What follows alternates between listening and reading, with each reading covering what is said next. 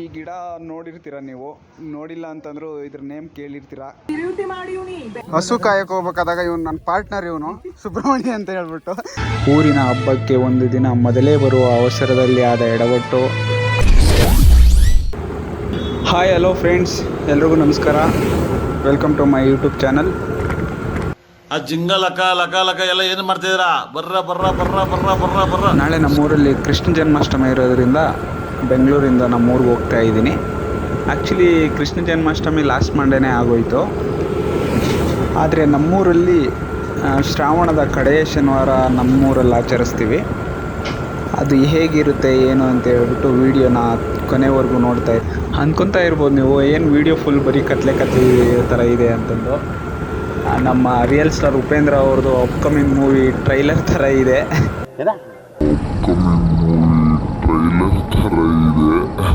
ಯಾವ ಇವೆಲ್ಲ ಜರ್ನಿನೂ ಹಾಗೇ ಇದೆ, ಎಲ್ಲ ಕತ್ಲೆ. ಬೆಂಗಳೂರಿಂದ ಸುಮಾರು ನಮ್ಮೂರಿಗೆ ಒಂದು 4 to 5 ಅವರ್ ಜರ್ನಿ ಇರುತ್ತೆ. ಆದರೆ ರೋಡ್ ಮಾತ್ರ ತುಂಬ ಭಯಂಕರವಾಗಿದೆ. ರಾತ್ರಿ ಹೊತ್ತು ಬರೋದಕ್ಕಂತೂ ಇನ್ನೂ ತುಂಬ ಭಯಂಕರವಾಗಿರುತ್ತೆ ಇದು. ಇಂತಹ ಹಲವು ಸಂಗತಿಗಳ ನಡುವೆ ನಮ್ಮನ್ನ ಕಾಡುವಂತಹ ದೊಡ್ಡ ಕಡೆಯ ಪ್ರಶ್ನೆ. ಹಾಗೆ ನಮ್ಮ ಫ್ರೆಂಡ್ಸ್ ಎಲ್ಲ ಇವತ್ತು ಬೆಳಿಗ್ಗೆನೇ ಹೋಗಿದ್ದಾರೆ. ನಾನು ಹೋಗ್ಬೇಕಿತ್ತು ಇವತ್ತು ಬೆಳಿಗ್ಗೆನೇ, ಸ್ವಲ್ಪ ಕೆಲಸಗಳಿತ್ತು, ಆದ್ದರಿಂದ ಹೋಗೋಕ್ಕಾಗಲಿಲ್ಲ. ವಾಟ್ಸಪ್ ಗ್ರೂಪಲ್ಲಿ ಮೆಸೇಜ್ಗಳು ಬರ್ತಾ ಇದ್ದಾವೆ, ಇವತ್ತು ಬೆಳಿಗ್ಗೆಯಿಂದ ಏನೇನು ಕೆಲಸ ಮಾಡಿದ್ವಿ ಅಂತಂದು ಹೇಳ್ಬಿಟ್ಟು. ಅದೆಲ್ಲ ನಿಮಗೆ ತೋರಿಸ್ತೀನಿ ಆ ವಿಡಿಯೋದಲ್ಲಿ ನೋಡಿ. ನಾಳೆ ಬೆಳಿಗ್ಗೆ ಹಾಕ್ತೀನಿ ಅದೆಲ್ಲ ಏನೇನು ಮಾಡಿದ್ದಾರೆ ಅಂತ ಹೇಳ್ಬಿಟ್ಟು, ಎಲ್ಲ ನೀವು ನೋಡಿರುತ್ತೆ. ಈಗ ಟೈಮು 7:30 ಆಗಿದೆ. ನಾನು ಊರು ತಲುಪೋ ಹೊತ್ತಿಗೆ ಆಗುತ್ತೆ ಒಂದು 9:30 10 o'clock ಆಗುತ್ತೆ. ತುಂಬ ಲಾಂಗ್ ಜರ್ನಿ ಬೇರೆ ಅಲ್ವಾ.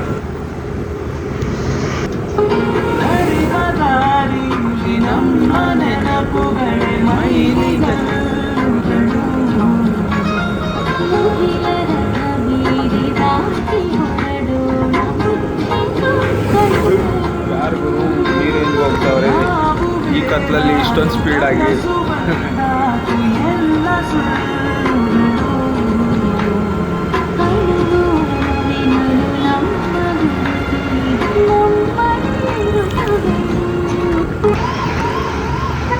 ಫ್ರೆಂಡ್ಸ್ ಬರಬೇಕಾದ್ರೆ ಈಗ ತಾನೇ ಒಂದು ಇನ್ಸಿಡೆಂಟ್ ಆಯಿತು.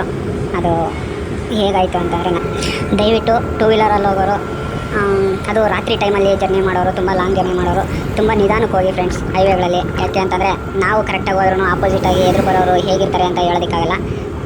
ಈಗ ತಾನೇ ಜಸ್ಟ್ ಆ ಇನ್ಸಿಡೆಂಟ್ ನೋಡ್ಬಿಟ್ಟು ನಮ್ಗೆ ಹೇಳಬೇಕು ಅನಿಸ್ತಾ ಇದೆ. ಪ್ರಪಂಚಕ್ಕೆ ನಾವೇನು ಅಲ್ಲದೆ ಇರ್ಬೋದು, ಆದರೆ ನಮ್ಮ ಕುಟುಂಬದವ್ರಿಗೆ, ನಮ್ಮ ತಂದೆ ತಾಯಿಗಳಿಗೆ ನಾವೇ ಪ್ರಪಂಚ ಆಗಿರ್ತೀವಿ. ಆದ್ದರಿಂದ ತುಂಬ ಸೇಫಾಗಿ ಮನೆ ತಲುಪೋದು, ಎಲ್ಲಾದರೂ ಹೋಗಬೇಕು ಅಂತಂದರೆ ತುಂಬ ಎಚ್ಚರಿಕೆ ವಹಿಸಿ ಈ 2 ವೀಲರ್ ಗಾಡಿಗಳನ್ನ ತುಂಬ ನಿಧಾನಕ್ಕೆ ನೈಟ್ ಟೈಮ್ ಓಡಿಸೋದು ತುಂಬ ಒಳ್ಳೆಯದಂತಂದು ಇದೊಂದು ಹೇಳೋಕ್ಕೆ ಇಷ್ಟಪಡ್ತೀನಿ ನಾನು. ಓಕೆ ಫ್ರೆಂಡ್ಸ್, ಈಗ ಸದ್ಯಕ್ಕೆ ಈ ವಿಡಿಯೋನ ಇಲ್ಲಿಗೆ ಸ್ಟಾಪ್ ಮಾಡ್ತಾ ಇದ್ದೀನಿ. ಈ ವಿಡಿಯೋನ ಮಾರ್ನಿಂಗಿಂದ ಕಂಟಿನ್ಯೂ ಮಾಡ್ತೀನಿ. Okay, good morning. ಕೃಷ್ಣನ ಪ್ರತಿಷ್ಠಾಪನೆಗೆ ಹೂವಿನ ಅಲಂಕಾರ ಸಿದ್ಧತೆ ನಡೀತಾ ಇದೆ.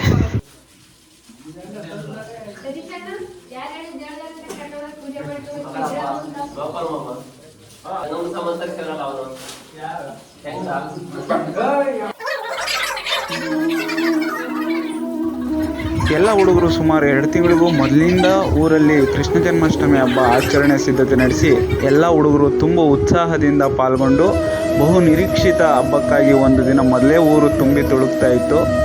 ಎಲ್ಲ ನಾವು ಅಂದುಕೊಂಡಂತೆ ನಡೆಯಲು ಆ ಭಗವಂತನ ಆಶೀರ್ವಾದ ಎಲ್ಲೋ ಒಂದು ಕ್ಷಣದ ಮಟ್ಟಿಗೆ ಕಡಿಮೆ ಆಯಿತೇನೋ ಅನ್ನಿಸ್ತದೆ. ಆ ಸಿಡಿಲಿನಂತೆ ಬಂದು ಅಪ್ಪಳಿಸಿದ ಆ ಒಂದು ಅಪಘಾತದ ಸುದ್ದಿ ಕೇಳಿ.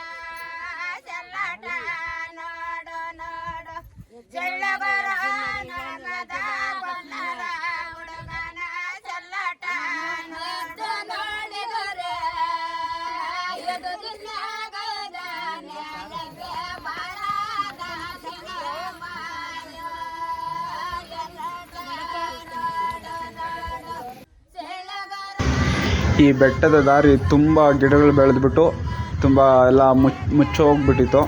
ನಮ್ಮ ಯೂತ್ಸು ನಮ್ಮ ಫ್ರೆಂಡ್ಸ್ ಎಲ್ಲ ಒಂದು ದಿನದ ಮುಂಚೆನೇ ಬಂದುಬಿಟ್ಟು ಈ ಗಿಡಗಳನ್ನೆಲ್ಲ ಕಡಿದು ಸ್ವಲ್ಪ ದಾರಿ ಎಲ್ಲ ನೀಟಾಗಿ ಮಾಡಿದ್ದಾರೆ ಬೆಟ್ಟಕ್ಕೆ ಹೋಗೋದಕ್ಕೆ. ಅವ್ರಿಗೆಲ್ಲ ತುಂಬ ಧನ್ಯವಾದಗಳು. ಆಲ್ರೆಡಿ ಎಲ್ಲ ಹತ್ತಾ ಇದ್ದಾರೆ. ಅರ್ಧ ದಾರಿ ಹತ್ತಿದ್ದೀವಿ ಬೆಟ್ಟ ಆಗಲೇ. ದೇವರೆಲ್ಲ ಹೊತ್ಕೊಂಡು ಇನ್ನೊಂದು ಸ್ವಲ್ಪ ದೂರ ಇದೆ ದೇವಸ್ಥಾನ, ಮೇಲೆ ಇದೆ ದೇವಸ್ಥಾನ, ಅದನ್ನು ತೋರಿಸ್ತೀನಿ ಬನ್ನಿ ನಿಮಗೆ.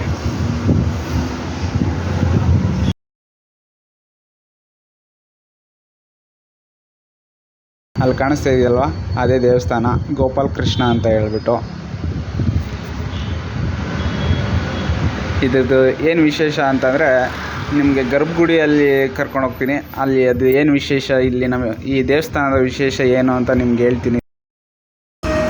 ಈ ದೇವಸ್ಥಾನದ ವಿಶೇಷತೆ ಏನಂತಂದರೆ ಗೋಪಾಲ ಸ್ವಾಮಿ ದೇವಸ್ಥಾನದ ಒಳಗಡೆ ಅಂದರೆ ಗರ್ಭಗುಡಿ ಒಳಗಡೆ ವಿಗ್ರಹದ ಹಿಂದೆ ಒಂದು ಹುತ್ತ ಇದೆ, ನಾಗವೃತ್ತ. ಅದೇ ಇಲ್ಲಿನ ವಿಶೇಷತೆ. ಕಾಣಿಸ್ತಾ ಇದೆಯಲ್ವಾ ನಿಮಗೆ, ಇದು ನಮ್ಮ ದೇವಸ್ಥಾನ.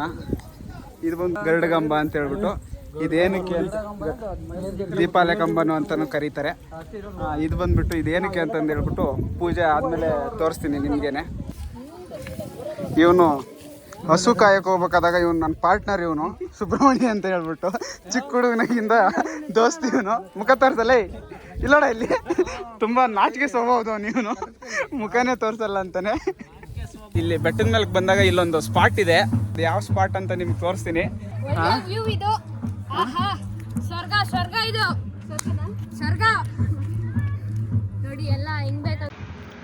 ಮಳೆಗಾಲ ಬಂತು ಅಂದರೆ ನಮ್ಮೂರಲ್ಲಿ ಎಲ್ಲಿ ನೋಡಿದ್ರು ಹಸಿರು ಹಸಿರು. ನೋಡಿ ಹೇಗೆ ಕಾಣಿಸ್ತಿದೆ ನಮ್ಮೂರಿನ ಪ್ರಕೃತಿ. ಇಲ್ಲಿ ನಮ್ಮ ಫ್ರೆಂಡ್ಸು ಫೋಟೋ ತೆಗೆಸ್ಕೊತಾ ಇದ್ದಾರೆ ಗ್ರೂಪು.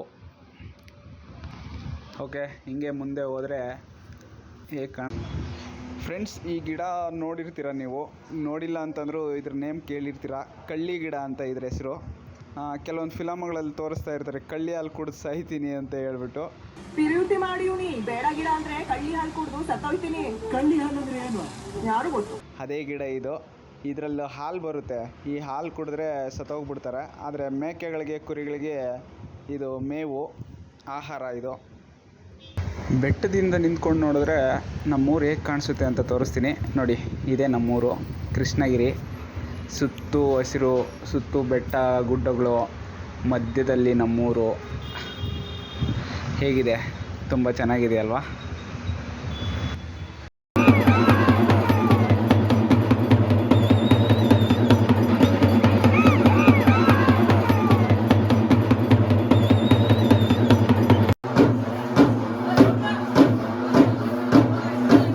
ಪೂಜೆ ಎಲ್ಲ ಬೆಟ್ಟದ ಮೇಲೆ ಮುಗಿಸ್ಕೊಂಡು ಈಗ ಮತ್ತೆ ಸಾಯಂಕಾಲ ನೈಟು ಮೊಸರು ಕುಡಿಕೆ ಹೊಡೆಯೋ ಕಾರ್ಯಕ್ರಮ ಇದೆ. ಅದು ತೋರಿಸ್ತೀವಿ. ಅದು ಹೇಗೆ ನಡೆಯುತ್ತೆ ಅಂತ ಎಲ್ಲ ಹೇಳ್ಬಿಟ್ಟು ನಿಮ್ಗೆ ತೋರಿಸ್ತೀವಿ.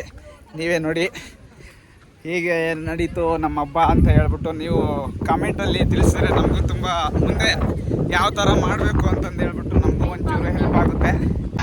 ಊರಿನ ಹಬ್ಬಕ್ಕೆ ಒಂದು ದಿನ ಮೊದಲೇ ಬರುವ ಅವಸರದಲ್ಲಿ ಆದ ಎಡವಟ್ಟು ಅಥವಾ ಬೇಗ ಊರು ಸೇರುವ ತವಕದಲ್ಲಿ ಕಗ್ಗತ್ತಲು ಮಾಡಿದ ಮೋಸವು, ತಂದೆ ತಾಯಿಗಳಿಗೆ ತಿಳಿಸದೆ ಶುರು ಮಾಡಿದ ಪ್ರಯಾಣವೋ ಗೊತ್ತಿಲ್ಲ. ಆದರೆ ಒಂದು ಮನೆಯ ಹದಿಹರೆಯದ ಹುಡುಗನ ಉಸಿರು ನಡುದಾರಿಯಲ್ಲಿ ನಿಂತಿತು. ಆ ಕುಟುಂಬದ ದಾರಿದೀಪವಾಗಬೇಕಿದ್ದ ಹುಡುಗ ಬೈಕ್ ಅಪಘಾತದಲ್ಲಿ ಅವನ ಉಸಿರು ಕೊನೆಯಾಗಿತ್ತು. ದೇವರು ಆ ಕುಟುಂಬಕ್ಕೆ ಈ ದುಃಖ ಭರಿಸುವ ಶಕ್ತಿ ಕೊಡಲಿ.